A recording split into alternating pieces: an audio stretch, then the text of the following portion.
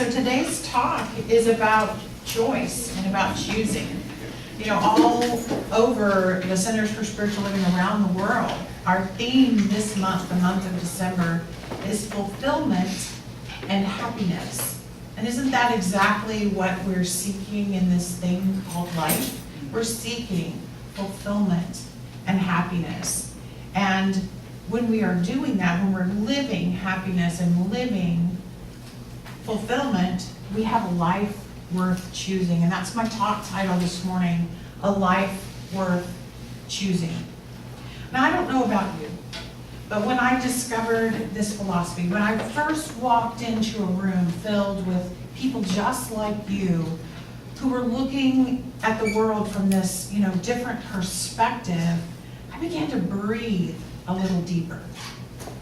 I began to see some possibilities for myself that had kind of faded for me over the years. And the way I was looking at life before 2001 was what Ernest Holmes calls dim and dark.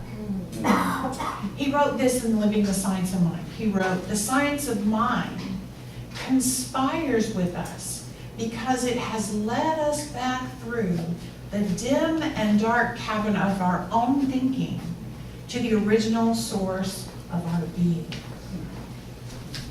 So the science of mind is a philosophy that helps us more closely examine what it is we're thinking. And knowing that our thinking creates our life, what thoughts are we choosing to create a life that's worth choosing? So I was wanting happiness and fulfillment on some level at that time, but mostly I just was wanting that life worth choosing. I needed to review my very will to live. I wouldn't say I was suicidal necessarily, but there was some dim and dark times back then. And I'm talking about the will to live versus the will to just exist. To help me figure this out, I looked up this week the scientific distinction of life, and it is this: the capacity for metabolism, the capacity for growth, and the ability to react to stimuli. And to be honest, before I began to understand myself and my experiences from a spiritual perspective, I don't know that I truly met those criteria on every level. Metabolism means that you're able to take energy in, use it, and then cycle it back out. You use energy and you release it.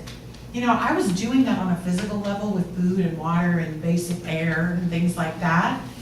But I'm not sure I was metabolizing emotional energy very well, and I don't know that I had harnessed the mental energy that I was using. I don't know that I was metabolizing it. And I have to be honest, I didn't really understand spiritual energy back then, much less how to bring it in, use technology, and then send it back out. And then if I looked at growth means that you are moving forward to expand your abilities or your capabilities, your expressions in life. And I know that I was holding myself back in my younger years from growing fully. My career was expanding, perhaps, but my personal life was kind of stunted in relationships, and I was kind of stuck in emotional patterns that weren't moving me forward at all. Fear had reduced my creative expression to a bare minimum. I would not say necessarily that I was growing. And reacting to stimuli, well, I was certainly reacting to things. But my reactions were more based on cynicism and fear at that time, kind of reflecting my internal thought patterns and perspective. When I talk about my life, because my life is the one I know, it helps me illustrate points to know how I felt and then what happened next. And I don't think I'm special. I think I'm having universal experiences, and hopefully you can relate to them. So yes, technically I was living, but I don't know that it was a life worth choosing. Holmes says this: "The will to live and to be happy is necessary to our physical well-being." So something inside of us expresses as our physical well-being. And I believe that if I hadn't found this new will to live, I would have gradually allowed myself to shrink, to live less and less. You've all been around people like that. You know, people who are gradually allowing themselves to live less and less. You know, they begin boxing themselves in with fears. They say things like, relationships are scary. I always get hurt. I am not dating again. Or family gatherings are scary. My family's crazy. I am not going to visit them anymore. I'm not talking about Dennis's family. Or how about, I don't understand religiosity and all of the judgment, so I'm just not going around it anymore at all. I've given up on God and spirituality. I'm not living that way. Or how about plants and animals, they just all die and eventually they leave me. So I'm just not going to do that anymore. You know people like that. They're like, I'm not doing it anymore. I'm not going through life. My ideas always get shut down, so I'm just shutting up. Right? I'm just allowing myself to live less and less and less. Smaller and smaller they go. And life can get pretty small and unfulfilling if we can't hold on to our will to live. But see, we're created to express and to live. This life energy that flows through our very breath wants to be allowed to flow out and through us into the world. It wants to come out through our connection, through our love, through our light, through our creativity. So sometimes I imagine people who've kind of lost their will to live, they're just kind of keeping their lives small, like a person in a swimming pool holding a beach ball underneath the water. It's exhausting to hold it down. It takes so much effort. So if our natural inclination is to love and to create, holding ourselves back can feel like a lot of effort. It almost hurts inside, and when our heart muscles want to express love, but we're holding it back. It kind of hurts physically to withdraw from people and situations. You know, kind of like holding back a laugh when you're not supposed to be laughing. It kind of hurts, you know. It's like, think about that. It's like holding that beach ball down. Holmes says it this way: it takes no energy to love. It is hate that is destructive. It does not take mental or physical energy to be happy. But unhappiness and morbidity consume so much energy, and it devitalizes us mentally and physically. It does not take mental or physical energy to build up hope. It is despair that blocks us. All it takes is faith. Faith is returning us to our natural state. Some people think that faith is something that requires a lot of work, but actually we are born in faith. Trust is our normal state of being. Fear is learned through experiences, isn't it? Yes. Yeah. You know, life is going to continue to give us experiences that test our faith in the divine intelligence of the universe. But also experiences that test our faith in the nature of other human beings. So let me tell you this little story about nature. So about 3 months ago, I got a call from Seattle. My daughter was frantic because her grandmother, my mother, had fallen and broken her shoulder in 3 places. So my mom is this very active woman. She's 77, and she walks every day. She square dances. She gardens masterfully. And she's just an enthusiastic woman. She lives. And that evening she's walking in her neighborhood, and she tripped over a little raised piece of sidewalk, and she landed squarely on her left shoulder. So after she went to the emergency room, and then she went to an orthopedist appointment and everything, it was determined that surgery would give her no better outcome than just kind of binding her up and putting her in a sling. So she was kind of taped up and sent home to heal. Now my greatest concern was that this energy not reduce her will to live. That was, I trusted her body to know what it needed to do to heal, but I needed to understand where my mother was in her thinking. Oh, so I'm the metaphysical minister. That's what I care about. I care about what you're thinking, right? So I wanted to know what her thoughts were because they greatly would impact what happened next.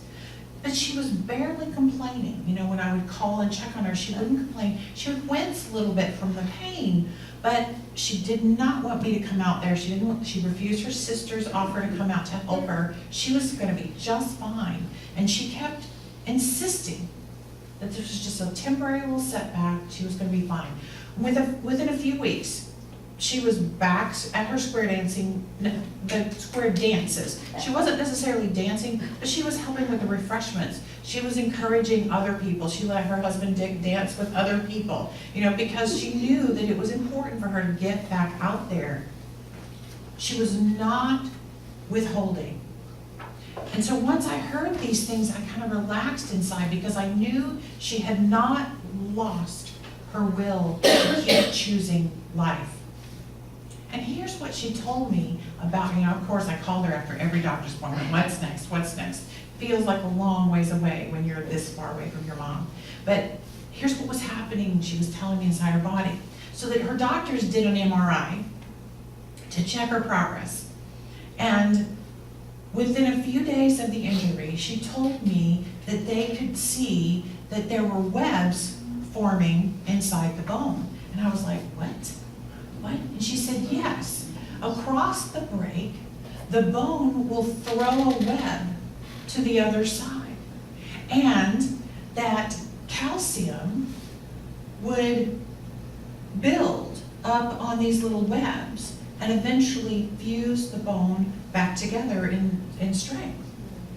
And I was fascinated that. And I will just say, if anybody has more medical knowledge, that was an oversimplification of a very complicated process. But it was what I understood of it. I was fascinated with it. And I think it illustrates perfectly our natural abilities when something happens and breaks in our lives. When a relationship breaks, or a connecting situation ends, or a disappointment occurs, our natural instinct is to throw a web across the gap. When we see two parties disagreeing, our deep desire is to reach out and across the aisle, to join their hands together, to make it better. That's our natural instincts. We're happiest and most fulfilled when we're throwing those webs. Or when we see someone else through a web, if we can put some calcium, some compassion and love on that web and be a part of that. Forgiveness, the act of encouragement. You know, for someone who has seized the moment to throw the web, encourage that. Allowing ourselves to be forgiven. You know, sometimes we're like, don't be throwing a web at me. I'm not worthy of your web, right? Right? Our bodies definitely know how to mend a break. And our hearts and our minds do too. At least when we're keeping ourselves in our faith, right? How do you think our bodies evolved to know how to mend a break? By having breaks, right? And that's how our hearts and our minds evolve to it as well. It's part of learning to be human at the highest level and having the ability to love instead of fear, instead of shutting down when there's a break, throwing webs. But we need encouragement, don't we? Which is part of the reasons why we get out here on a rainy Sunday morning and come together, because we need encouragement.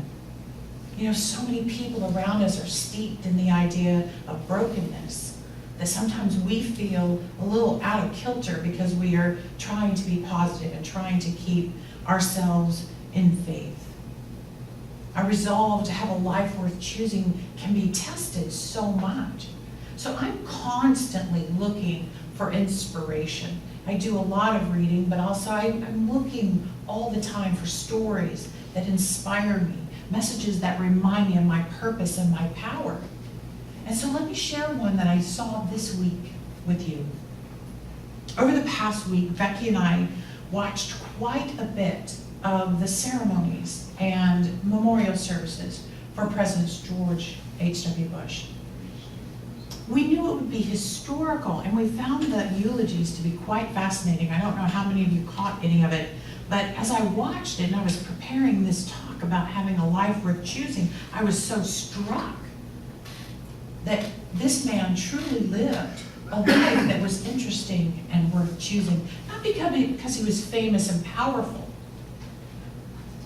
but by all accounts, he lived so many of the values that we talk about around here. So many of the things that we teach, he did. His example was inspiring to me. So here's a couple of points that his life and that whole thing illustrated for me. President Bush was a conduit for love. He expressed his love verbally and in writing, and his letters are remarkable to read. I can't wait to read more of them. You know, he gathered in young and old for hugs. He was very physically affectionate. Kids were always cuddling with him. There's so many pictures of him giving love. But he also allowed love to flow into himself as well. He allowed love to flow. There was a story that was told about Jim Baker, rubbing his feet on his final day of life, allowing himself to be loved and attended to. And all he wanted on his memorial stone was to say, he loved Barbara very much. He wanted to be remembered for his love.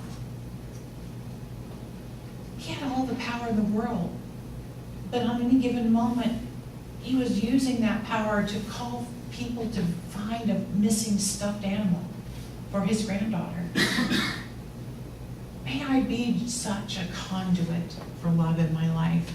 And President Bush was devoted to his spiritual community and to his relationship with the divine. You know, when he survived the plane crash, he was very young in his life, his perspective was that his life was spared for a reason, and it made his faith very, very strong. He aligned his family and himself to a value-based life. And he understood that spiritual community bolstered that for him. He taught Sunday school. He served coffee in his church, both in Maine and in Texas. He lived what he believed. And even though my theology doesn't match his, he lived it. He lived it every day. May I be as devoted to God and to this spiritual family as his example. President Bush had a great will to live. Great will to live. He kept living his entire life and choosing a vibrant life at every turn. He jumped out of the nest. He jumped out of planes until like age 90, I think was the last time he jumped out. And that's exactly how he almost died. But he just kept doing it. It gave him life. And that's just one example. But he also had the will to live after his young daughter died. I mean, that's kind of be a soul crippling experience for many people. He lived, he rose from that. He threw webs all over the place, and he lived through that. After he lost the election and was extremely disappointed, he continued to serve. He kept serving. He didn't let an age or this grave disappointment or a life-threatening situation stop him from living. May I learn to take setbacks and even seeming tragedies in stride and still choose to live big. And President Bush threw webs. There are stories of him throwing webs in his family, but also on the world stage. He would see something that wasn't working and he would throw a web. He would champion people coming together like the German wall falling, the Berlin Wall, so that there would be unity, more unity. He helped tsunami victims. He was just inspiring. May I be able to repair the breaks I see around me and live by his inspiration. So his ceremonies were very, very uplifting to me. Again, not because he was wealthy and powerful, but because he was real. He was real. He was very well loved. And if I return to my distinctions about what life is, he metabolized energy extremely well. Much energy flowed through his life. He had a phrase, to whom much is given, much is expected. Lots of energy flowed through his life. The energy of money came into his life, and he sent it back out in the world in powerful ways. The energy of personal power and recognition flowed through his life. And he used that energy and metabolized it effectively well. And obviously the energy of love flowed through everything. And remember, growth is another criteria for life. He was committed to growing. His life is an example to how to keep growing way, way into your later years. What was the saying? You want to die young, very, very late in life? He wanted to keep growing. And he reacted to stimuli very effectively. If an opportunity arose, he took it.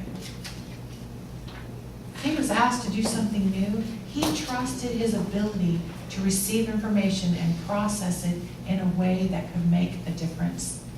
He was alive by every measurement of the word. So thank you, President Bush, for illustrating for me this week a life worth choosing. A new road I might take. Holmes says this: no one can travel the new road for us but ourselves. So must we decide that life is for us and not against us. And turning from everything that denies this, take our journey into the promised land. The promised land meaning a life that works. The truth is, we are all living a life worth choosing. I believe this is the reason for each of us being here on this plane of reality.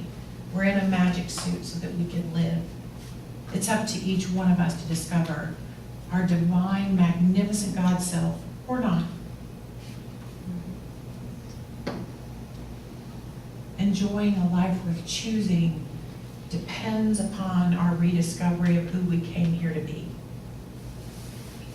and what we want to experience and how we wish to express ourselves in every situation. So my wish for each of us is that we make the choice to wake up and discover that our own magnificent self is the place where God shows up. So as I close my talk this morning, I want to read a prayer. I want to acknowledge the completion of the Hanukkah season by reading a prayer from the Jewish prayer book, Kol Hanashama. It's called Shabbat Eve. It's adapted by Rami Shapiro, and it's a beautiful, poetic prayer. It's my gift to you this morning.